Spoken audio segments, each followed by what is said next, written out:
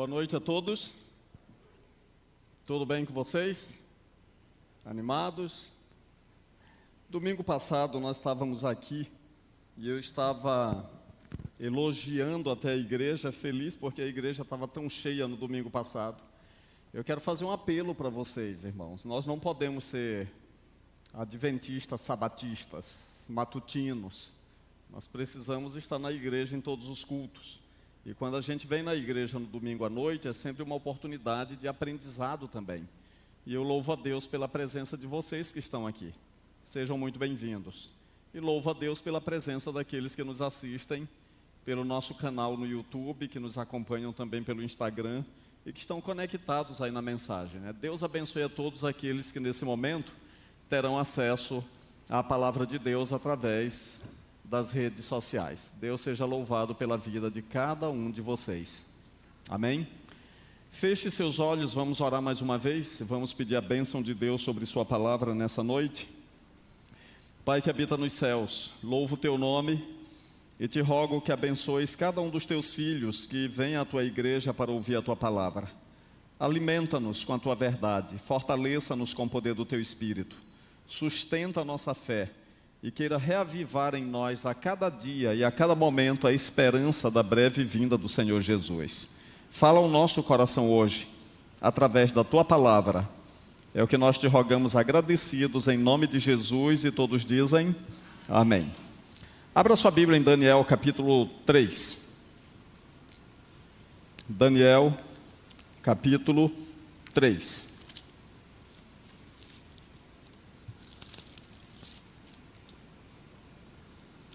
Daniel capítulo 3. Eu acho que o passador de slide não veio. Me ajudem aí, por gentileza. A palavra de Deus diz então no capítulo 3, versículo 23 a 25, diz da seguinte forma. Daniel capítulo 3, 23 a 25 diz assim: Estes três homens, Sadraque, Mesaque e Abednego, caíram atados dentro da fornalha sobremaneira acesa. Então o rei Nabucodonosor espantou e se levantou depressa e disse aos seus conselheiros: Não lançamos nós três homens atados dentro do fogo? Responderam ao rei: É verdade, ó rei. Tornou ele e disse: Eu, porém, vejo 4 homens soltos que andam passeando dentro do fogo sem nenhum dano. E o aspecto do quarto é semelhante a um filho dos deuses. Vamos ler um pouquinho mais. Então se chegou Nabucodonosor à porta da fornalha sobremaneira acesa, falou e disse: Sadraque, Mesaque e Abednego, servos do Deus Altíssimo, saí e vinde. Então Sadraque, Mesaque e Abednego saíram do meio do fogo.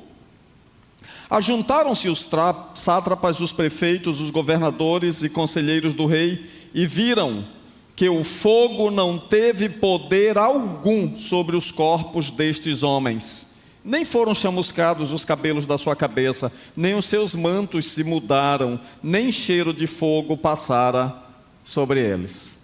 Amém? Deus seja louvado por isso.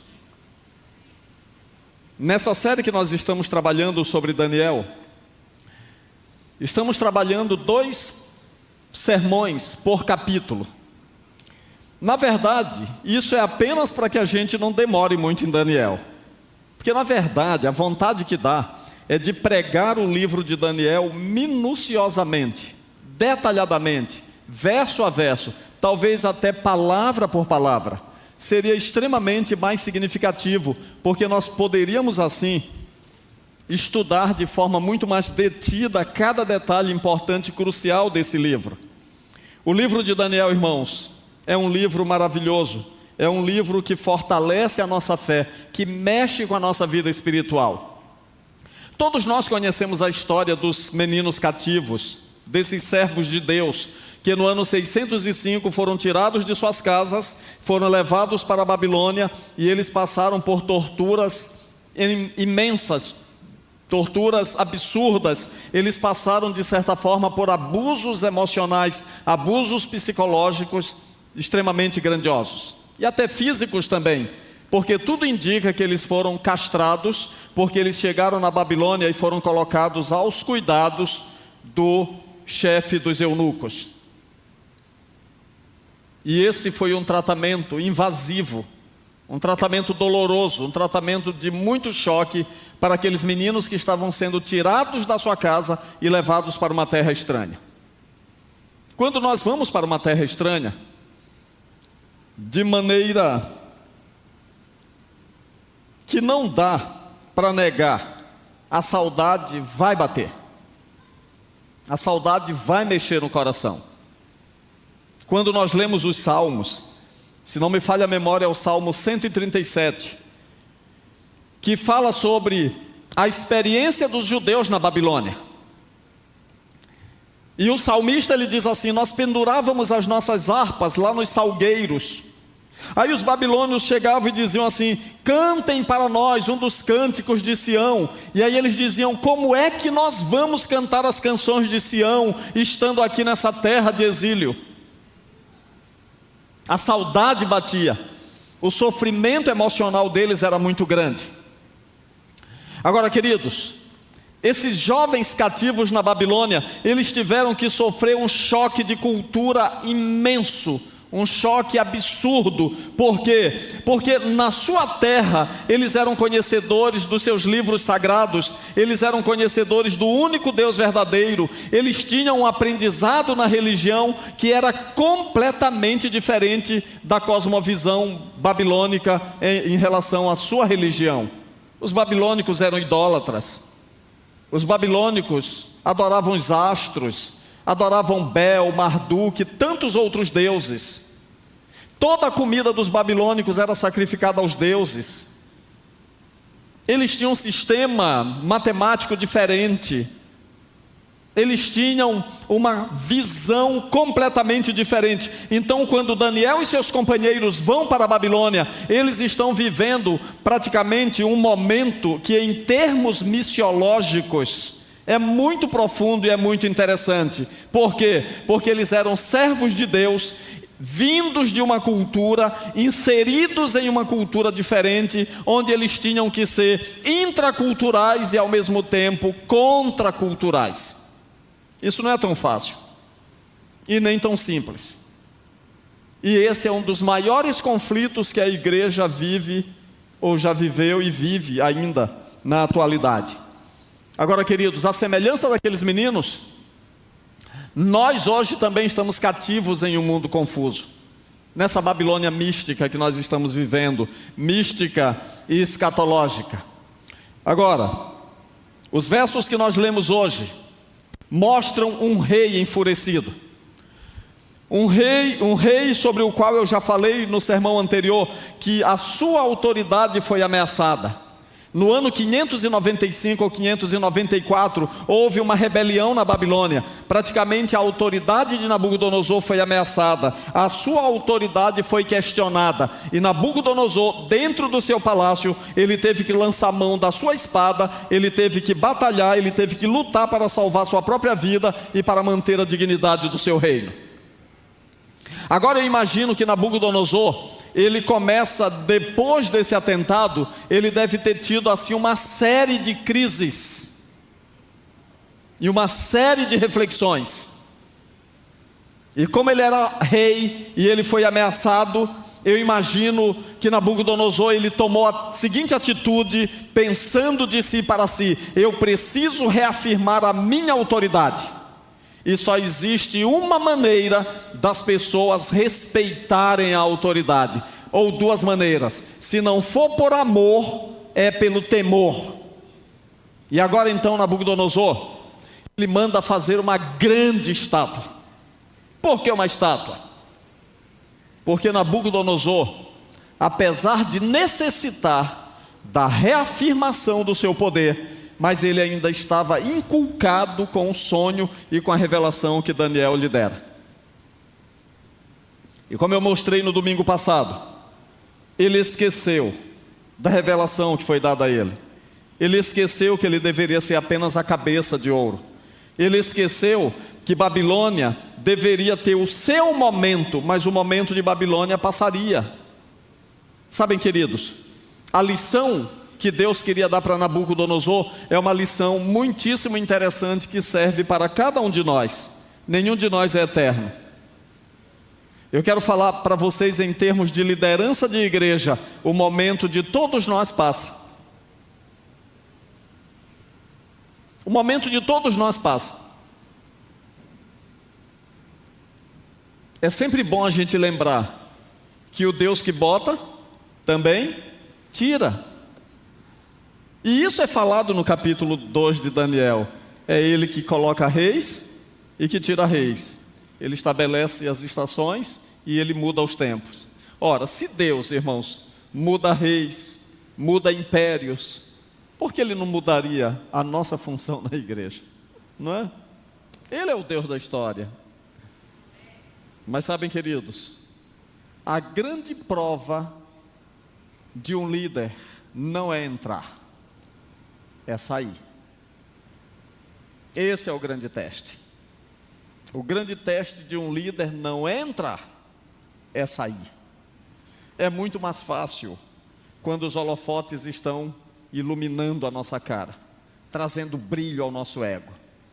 Agora, queridos, é necessário ter muita maturidade quando as cortinas se fecham para nós ou para algum líder.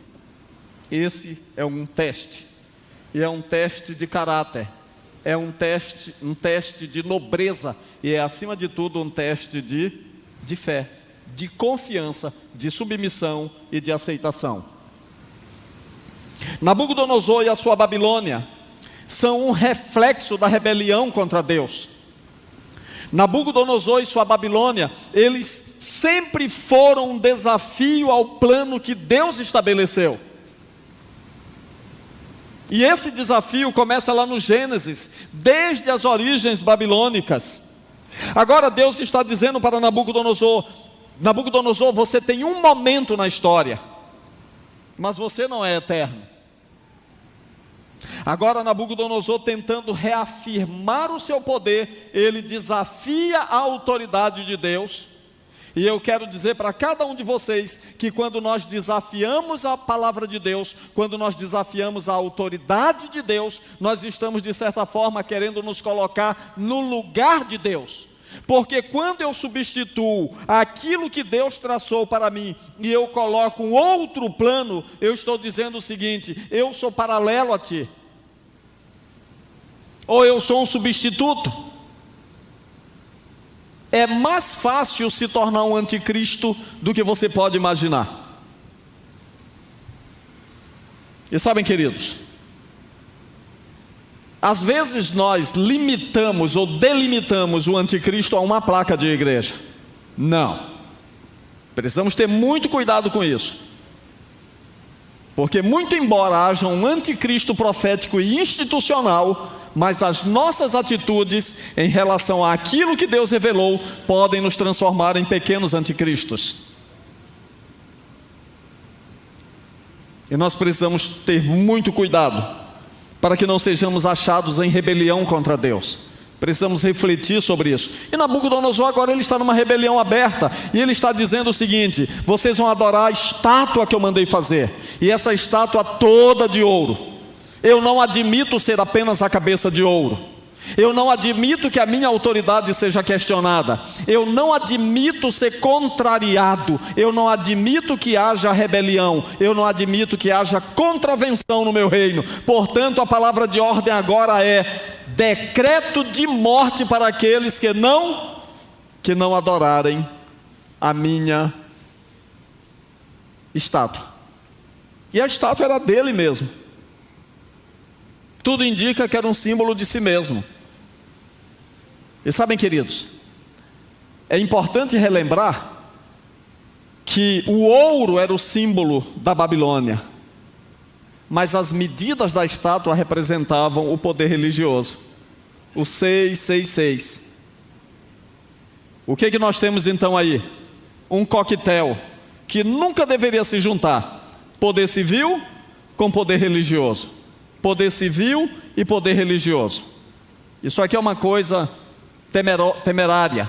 É uma coisa para nós temermos, é uma coisa para nós tomarmos muito cuidado. E Nabucodonosor então pega o símbolo da sua realeza, o símbolo do poder babilônico, o símbolo que representava aquele reino, e ele agora pega motivos religiosos e mistura a força do seu poder civil com a imposição religiosa, tudo então agora, de certa forma, de maneira sincrética, naquela estátua. Havia uma convergência do civil e do religioso para aquela estátua. E agora, queridos, veio então um decreto: adorem, todos vocês. A princípio foi um chamado tranquilo. É como se fosse uma propaganda da televisão, é como se fosse a rádio falando o seguinte: atenção, galera da Babilônia, grandes e pequenos, jovens e velhos, altos e baixos, ricos e pobres, governadores, prefeitos, sátrapas, tesoureiros, juízes. Perceba que nessa junção da Babilônia estava ali toda a classe poderosa daquele país, daquele reino. Governadores, prefeitos, sátrapas, tesoureiros e o poder judiciário.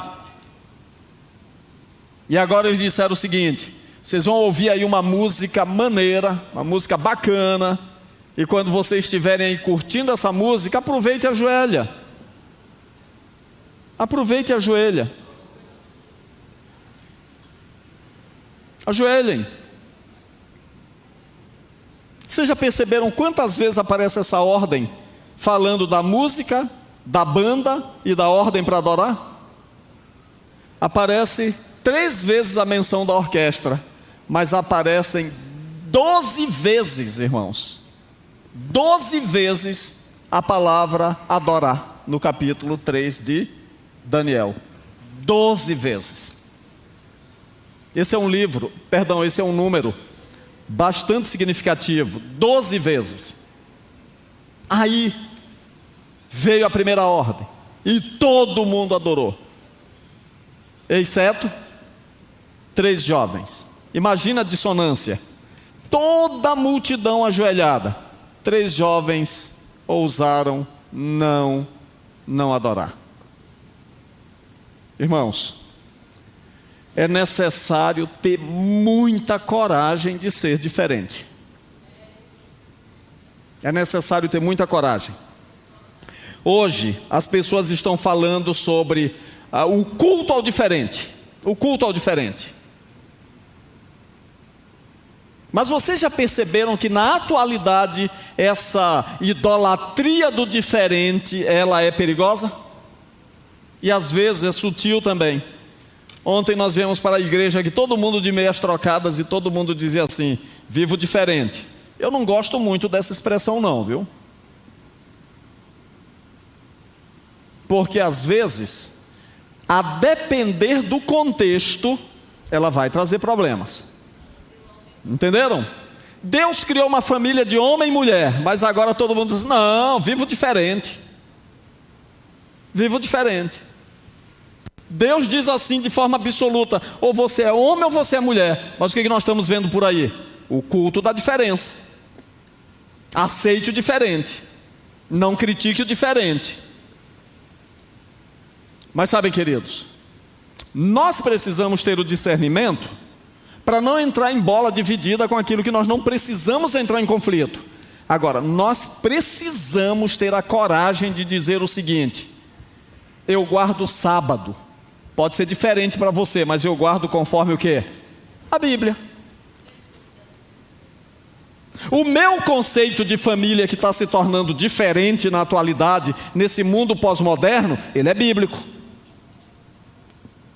O meu conceito de fidelidade, de honestidade, de ética, não está fundamentado na filosofia, pelo contrário, está fundamentado na teologia, na revelação da palavra do Senhor.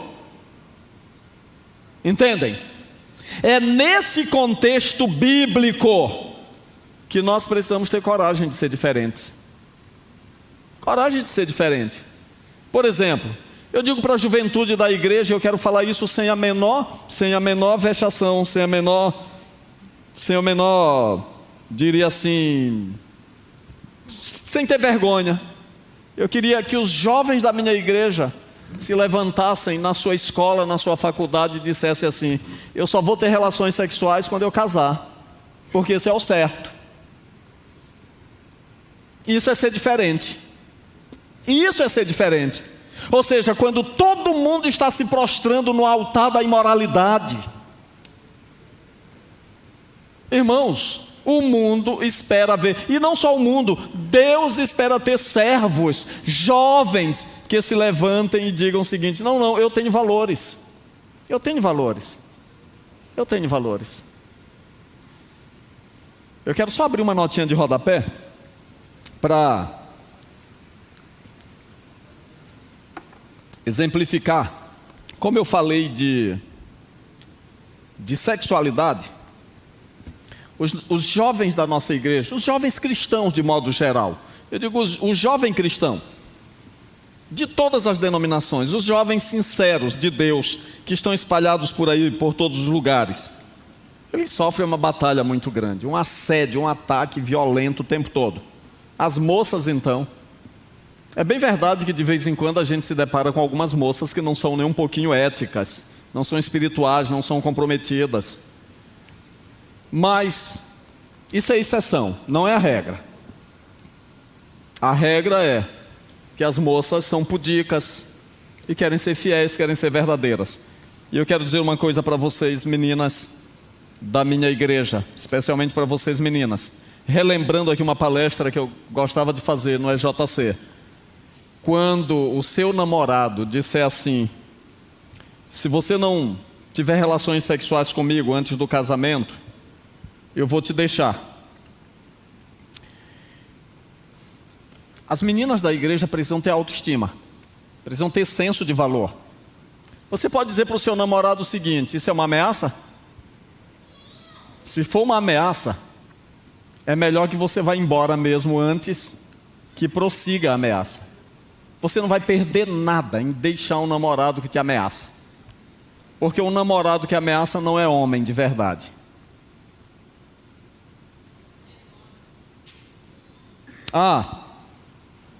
Vai ser só uma vezinha. Diga para o seu namorado o seguinte: não, quando eu casar, ou quando eu fizer isso, e que vai ser depois que casar, vamos fazer centenas, quem sabe até milhares de vezes. Sim ou não? Porque quando a gente casa, nós podemos e devemos viver as alegrias de uma vida sexual agradável aos olhos de Deus. E não existe nenhum erro nisso. Por quê? Porque foi Deus quem fez o casamento do primeiro homem e da primeira mulher. E Deus deixou o sexo para ser uma bênção. Ok? Se o seu namorado disser assim: todo mundo faz, você diz assim: eu não sou todo mundo. Não sou todo mundo. Todas as meninas fazem, saia com elas então. Saia com elas. E só para terminar essa notinha de rodapé, eu quero dizer para a juventude da nossa igreja: irmãos, vocês já perceberam que não se fala mais em virgindade dentro da igreja? Não é mais um valor. Talvez eu vá até ser criticado por estar falando em virgindade para os jovens de Deus. Irmãos, nunca você vai ter prejuízo em fazer o que é certo. Você nunca vai ter prejuízo por fazer o que é certo.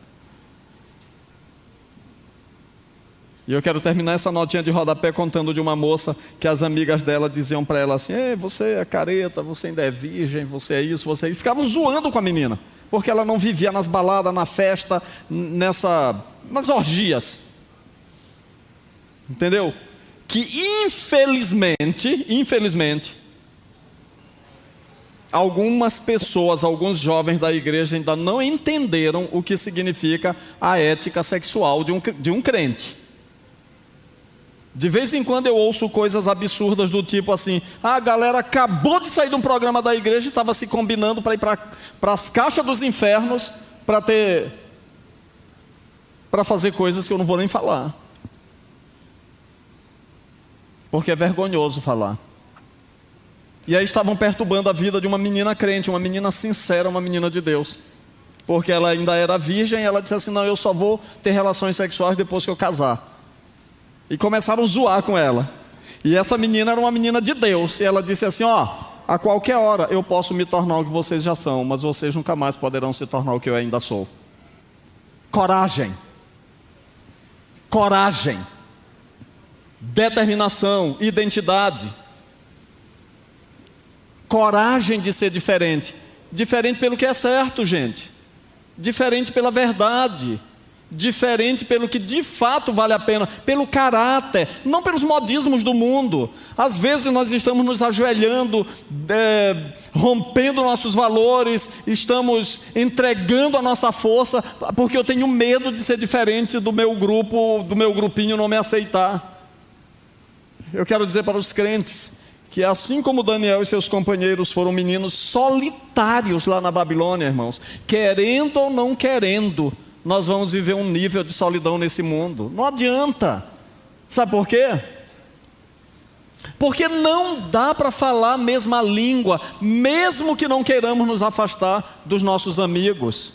Nós não devemos nos afastar, mas não devemos baixar nossos valores. Amém? Não devemos baixar nossos valores. Resultado: os meninos permaneceram em pé, todo mundo ajoelhado. Aí Nabucodonosor veio e trovejou, porque vieram os invejosos e começaram a dizer assim, esses aí não querem se ajoelhar diante da tua estátua, nem fazem caso do teu Deus. Aí ele mandou chamá-los e disse assim, adorem, eu vou dar uma chance para vocês, adorem, porque se vocês não se ajoelharem diante da minha estátua, vocês serão lançados na fornalha de fogo ardente. Fornalha de fogo. Eu estava lendo um livro essa semana sobre Daniel, e essa expressão aí, a ameaça do fogo, é muito interessante. E o Dr. Merlin Alomia, que é o autor desse livro aí, Daniel, é o profeta messiânico, essa citação dele é bem significativa e ele diz o seguinte: os fogos ardentes do purgatório e inferno, assim como a fogueira inquisitorial, sempre fizeram o que, gente? Sempre formaram parte da ameaça e castigo da Babilônia mística em sua exigência de que, gente? De adoração falsa. Que citação! Uma citação pequenininha, mas de uma profundidade extraordinária. Eu vou ler de novo. Os fogos ardentes do purgatório e inferno, assim como a fogueira inquisitorial, sempre formarão parte da ameaça e castigo da Babilônia mística em sua exigência de adoração falsa. Olha para a história. Lá pela Idade Média, em algum momento começou essa história de inferno. E a gente olha para trás e diz assim, essa é uma doutrina bíblica. Não é. Isso não é uma doutrina bíblica. A Bíblia não fala do inferno nos moldes que são ensinados por aí, irmãos. A Bíblia não fala dessa forma. E eu quero falar uma coisa para vocês. A doutrina do inferno causou tanto medo no povo durante a Idade Média, que foi uma bênção para essas pessoas que não conheciam a Bíblia, quando a mesma instituição que inventou o inferno apresentou agora a solução. Conseguem ver alguma coincidência nas semelhanças? Nós estamos vivendo um momento onde as pessoas inventam a doença e depois eles vêm vendendo o remédio. Doença virou comércio. A vida não vale nada. Agora, queridos, presta atenção no detalhe. A mesma instituição que disse assim, você vai queimar no fogo do inferno, agora apresenta como é o nome? Indulgência. A indulgência. Olha que interessante, né? Só uma notinha de rodapé. A doutrina do inferno, irmãos, de certa forma, impulsionou as cruzadas. Eu gosto de ler sobre as cruzadas, sobre os templários, sobre toda aquela movimentação na tentativa de libertar Jerusalém, né? O Santo Sepulcro, as terras santas. Mas qual era a maior motivação? Maior motivação, irmãos, para fazer os cavaleiros nobres da Europa, reis, que inclusive muitos reis morreram nas cruzadas, como Frederico Barbarroxa, Ricardo Coração de Leão e tantos outros nobres, motivados pelo quê? Pelo medo do fogo. Que fogo? O fogo do inferno. O fogo do inferno, o fogo do purgatório, e um pouquinho mais para frente veio o fogo da Inquisição. Olhe para a história. Quantos mártires que queriam ser fiéis à palavra de Deus foram para a fogueira da Inquisição, viveram os altos da fé, porque eles tão somente queriam ser fiéis à palavra de Deus. Novidade? Não, não. Lá em Babilônia já havia começado. O costume de jogar as pessoas no fogo lá na Babilônia, lá no forno de fazer tijolo, já tinha pelo menos 1.200 anos de idade. O que Nabucodonosor estava fazendo não era novo. E aquilo que é repetido na Idade Média, irmãos, é apenas a renovação da ameaça pelo fogo, típica de Babilônia, que é um sistema rival de adoração a Deus. Apenas isso. Por isso, a citação do Dr. Merlin Alomia é uma citação muitíssimo significativa. Agora, queridos, tudo isso tem um pano de fundo, um background, adoração falsa. E os meninos então foram jogados na fornalha acesa com petróleo, com betume. Havia poços de petróleo praticamente assim, a flor da terra ali, era fácil tirar o betume para queimar e para deixar esses fornos extremamente quentes. Estamos falando do Iraque. O que aconteceu com as explosões dos poços de petróleo aí em 91, na guerra do Iraque, é apenas um reflexo do que aconteceu já lá na Babilônia. Então imaginem o calor dessa fornalha onde esses meninos foram lançados. Mas a pergunta é, eles retrocederam? Sim ou não? Não, irmãos, não retrocederam. Por quê? Porque eles conheciam seu Deus. Eles conheciam seu Deus. E sabem, o mesmo Deus que esteve com eles ali, já tinha estado com Esté, estaria com Neemias, estaria com Estevão, estaria com João, quando ele fosse lançado lá no caldeirão de óleo quente. Cristo está sempre com a sua igreja. Amém, irmãos? Jesus vai estar sempre conosco. Ele vai estar conosco o tempo todo. Agora, uma coisa curiosa é, por que esses meninos não se ajoelharam, gente? Deixa eu ver numa olhada um pouquinho. Porque eles conheciam o Deus único. Eles conheciam a Deus. Eles conheciam a Deus.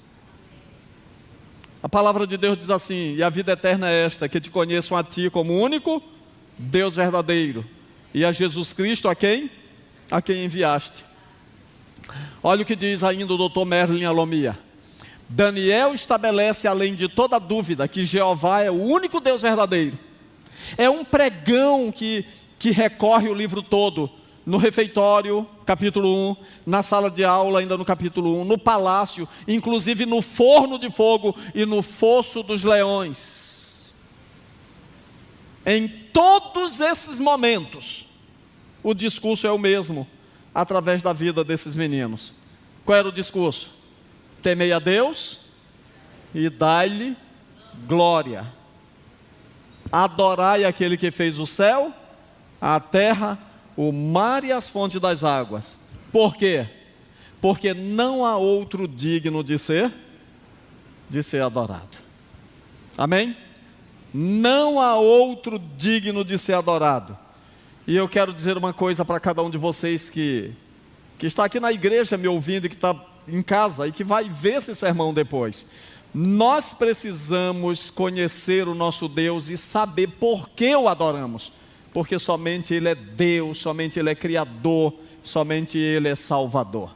Nenhum outro pode ser adorado. Agora, queridos, quando nós olhamos para o futuro, de maneira escatológica, o que aconteceu no capítulo 3 de Daniel vai acontecer numa dimensão maior no capítulo 13 do Apocalipse. No Apocalipse capítulo 13, a Babilônia mística agora envolve novamente o mundo todo. Verso 14. No capítulo 13 do Apocalipse, poderes civis e religiosos se unem. A besta da água é uma representação do poder religioso e se junta com o poder civil representado pela besta que sobe da terra. Agora esses dois poderes se juntam para fazer uma imagem, e essa imagem deve ser adorada. E agora também está escrito no capítulo 13 do Apocalipse, no versículo 15, que vai surgir um decreto de morte. Quem não adorar a besta e a sua imagem, e não receber na sua mão ou na sua fronte uma determinada marca, esse será morto.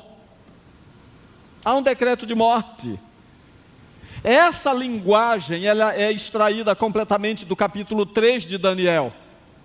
Só que nós precisamos entender uma coisa: não é apenas uma repetição de linguagem, irmãos, é a ampliação de um fenômeno. Aquilo que aconteceu a nível local em Babilônia, no ano 594, acontecerá a nível mundial nos dias futuros. Nos dias futuros. Algumas pessoas olham para nós e ficam criticando e dizendo assim: isso nunca vai acontecer, essa pregação sensacionalista. Alguns olham para os adventistas e dizem assim, são alarmistas, falam de uma perseguição, como se a perseguição fosse algo impossível. Será que ninguém aprendeu nada com a crise do Covid-19? Nós estamos ouvindo rumores e rumores de decretos que vão surgindo, a tentativa religiosa de salvar o planeta. Não estamos mais falando em ecumenismo, mas agora a palavra-chave é ecumenismo. Temos ouvido rumores de futuros líderes de Estado já falando sobre a junção do poder religioso dentro da esfera do governo. Irmãos, bem-aventurada é a nação cujo Deus é o Senhor, mas nenhum governante tem o direito de estabelecer uma religião estatal. Religião é um assunto de consciência. Religião é um assunto de consciência. E eu quero dizer uma coisa para vocês, com a melhor das intenções, e talvez a melhor das intenções seja salvar o planeta e salvar as famílias, mas haverá sim a imposição de um sinal religioso para aqueles que estão vivendo no mundo da atualidade. O grande detalhe é que essa imposição religiosa, ela ferirá a revelação. Ferirá a revelação. O número da besta é o número 666. Alguns teólogos dizem, o número de Deus é o 7. A repetição 666 é como se fosse uma tentativa humana de querer chegar perto de Deus, ou tentar se tornar Deus, mas não consegue. E nem vai conseguir. Sabe por quê? Porque Deus é Deus. Deus é Deus. O homem é o homem. O homem precisa aprender a ficar na sua esfera e precisa adorar a Deus na sua esfera. Precisamos ser reverentes. Agora, queridos, todo esse problema gira em torno de adoração. Me ajudem aí que o negócio sumiu aqui.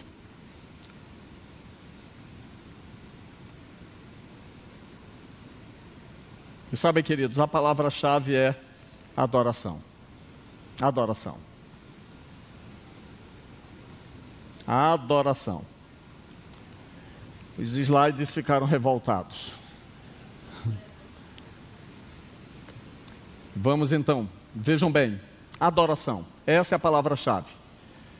E sabem, queridos, essa marca 666, tem gente que pensa assim, isso aqui vai ser um selo colocado na testa das pessoas, ou então um microchip colocado na mão. Tem nada a ver, irmãos. Tem nada a ver com dinheiro digital, nem com microchip, nem com nada. O sinal da besta, irmãos, será a ocupação mental da ideologia satânica onde Deus deveria estar ocupando. É isso. Que diferença faz um microchip ou dinheiro digital ou isso ou aquilo, se a mente não está cheia com Deus? Os servos de Deus têm na sua fronte o seu sinal. Está escrito, capítulo 14, fala sobre 144 mil selados com o selo de Deus na sua fronte. O que significa isso? O caráter de Deus, o nome de Deus, ocupará a mente e o coração dos fiéis de Deus. Sabe, queridos, eu vou falar de uma coisa simples que precisa acontecer no nosso meio. Crente precisa falar de Jesus. O bate-papo de crente tem que ser sobre Bíblia. O nosso bate-papo, a nossa conversa, o nosso dia a dia, a gente precisa pensar em Jesus, pensar nas coisas celestiais. A nossa diversão é aqui, é o nosso aconchego, é a nossa vida religiosa. Nós precisamos criar a cultura de falar da Bíblia. Eu digo falar não simplesmente no contexto de pregar para os outros, mas eu digo falar da Bíblia no contexto de meditar nas suas palavras, refletir sobre a sua grandeza. Sabem, queridos, a adoração do servo de Deus tem que ser uma adoração inteligente, uma adoração impulsionada pela reverência, pelo senso de reconhecimento de que não há outro Deus, de que Deus é grandioso. Leia os salmos, olha a reflexão dos salmistas, quando eles meditavam na grandeza do Senhor, quando eles paravam para pensar, quando eles contemplavam as obras das mãos de Deus. Nós precisamos fazer isso de forma inteligente, porque isso, irmãos, nos impulsiona a reverência. E quando a nossa mente está cheia de Deus, quando o nosso coração está cheio de Deus, nada mais vai ocupar esse lugar. Esse é o selo de Deus, a sua verdade escrita no coração, a verdade da sua palavra, a verdade do seu dia, a verdade da sua lei, a verdade do seu espírito. Nós precisamos amadurecer nisso. Agora, para terminar, eu quero só dizer o seguinte: em Apocalipse 14:1, diz que o Deus que poupou 3, Ele agora poupa 144 mil, cuja mente é ocupada por Deus e não pelo diabo. Amém? O que nós aprendemos em Daniel 3? Que o fogo ameaçatório de Babilônia não foi nada para aqueles meninos. Por quê? Porque eles tinham um Deus verdadeiro. De vez em quando nós falamos sobre perseguição e algumas pessoas tremem, né? Hoje mesmo eu estava conversando com os jovens no almoço que nós tivemos e falando sobre perseguição e tal. E aí eu dizia para eles o seguinte: olha, nós não temos para onde nos esconder. É Deus que vai esconder o seu povo. Nós não temos poder sobre a nossa vida, mas Deus tem. Deus tem. Quando Deus quis proteger Elias, irmãos, os perseguidores de Israel vieram lá da Fenícia. Deus mandou Elias para a Fenícia e o sustentou lá. Porque Deus é Deus, amém? Quando nós olhamos para esses meninos em Babilônia, a gente pensa assim: puxa vida, todo o poder de Nabucodonosor contra 3 meninos indefesos. De fato, eles não tinham como lutar contra aquela multidão toda. Eles foram amarrados e foram atados e jogados lá dentro da fornalha, dentro do fogo da Babilônia. E o que aconteceu? Jesus foi com eles. Jesus foi com eles. E aí eu aprendo uma coisa com essa lição: os homens podem te mandar para qualquer lugar, mas eles nunca te mandarão para um lugar onde Deus não possa ir contigo. Amém?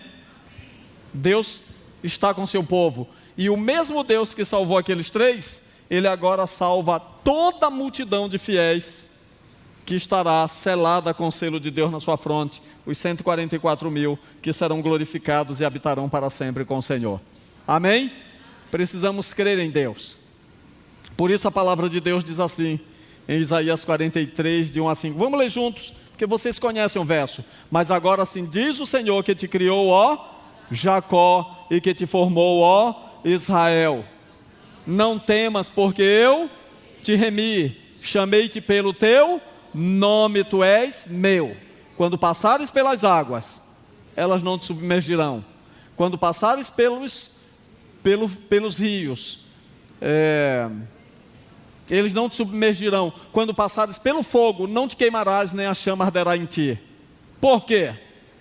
Porque eu sou o Senhor teu Deus, o Santo de Israel, o teu Salvador.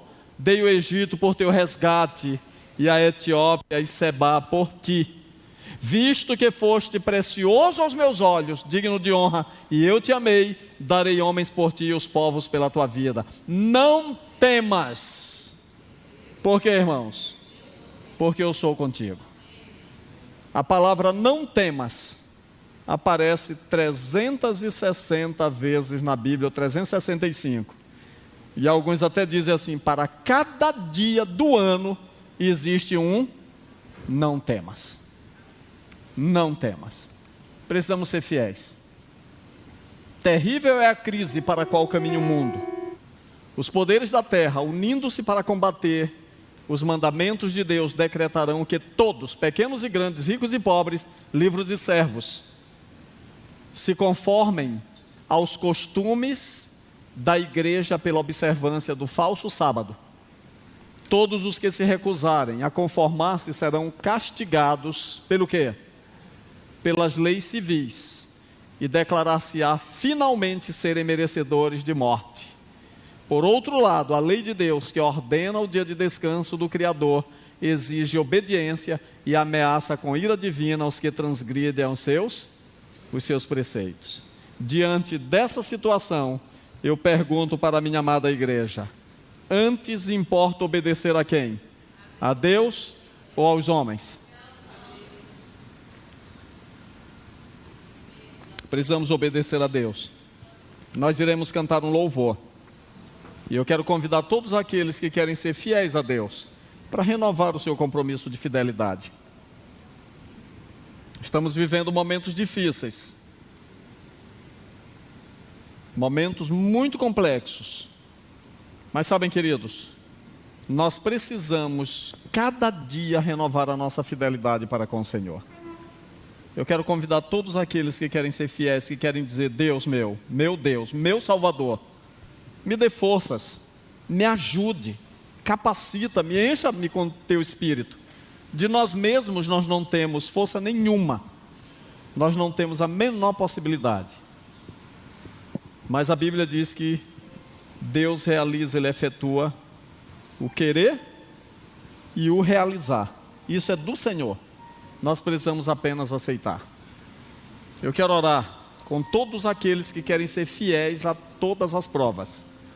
Nós vamos cantar a nossa fidelidade e depois nós vamos nos entregar em oração pela nossa fidelidade. Aqueles que desejam, coloque-se em pé. Vamos louvar ao Senhor.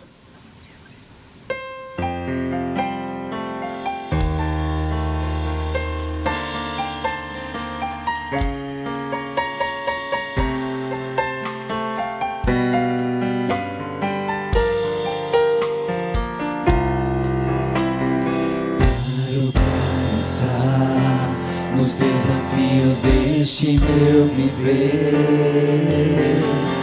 paro pra ouvir o que a voz de Deus quer me dizer.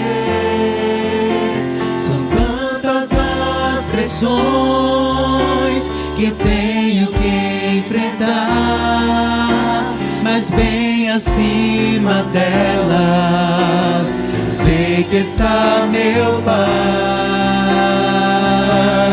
Quero ser fiel a toda prova, fiel em qualquer tempo, em qualquer hora. Quero ser fiel no que é pouco, para ser fiel no que é muito. Quero ser fiel a toda prova, não por uma mera obrigação, mas em resposta ao amor tão grande que um dia inundou o meu coração.